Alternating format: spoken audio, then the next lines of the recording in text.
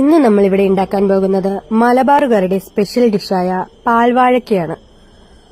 അതെന്ന് പറയുമ്പോൾ നമ്മൾ നോമ്പ് മുറിക്കുന്ന സമയത്ത് ഒക്കെ യൂസ് ചെയ്യുന്ന ഒരു വിഭവമാണ്.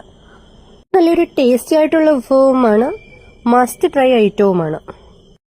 പാൽവാഴക്ക ഉണ്ടാക്കുന്നതിനായി ആദ്യം കുറച്ച് വെള്ളം ഒരു പാനിൽ വെച്ച് തിളപ്പിക്കുക. അതിനുശേഷം അതിലേക്ക് കുറച്ച് ചൗവരി ഇട്ടുകൊടുത്ത് തിളപ്പിക്കുക.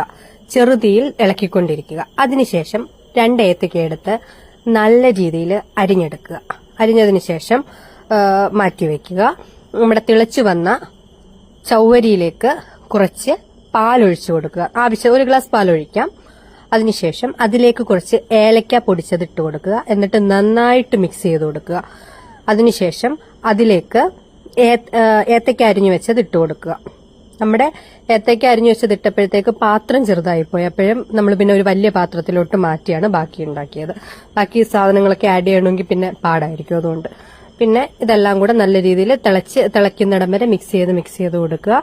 പിന്നീട് ഒരു ആവശ്യത്തിനൊരു മധുരം ഇട്ട് കൊടുക്കുക.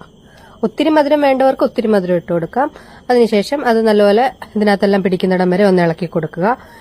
ലൂസായിട്ടിരിക്കുന്ന ഒരവസ്ഥയിൽ തന്നെ ഇത് ഓഫ് ചെയ്യണം. കാരണം ഇത് തണുത്തു കഴിഞ്ഞാൽ നല്ല രീതിയിൽ കുറുകും.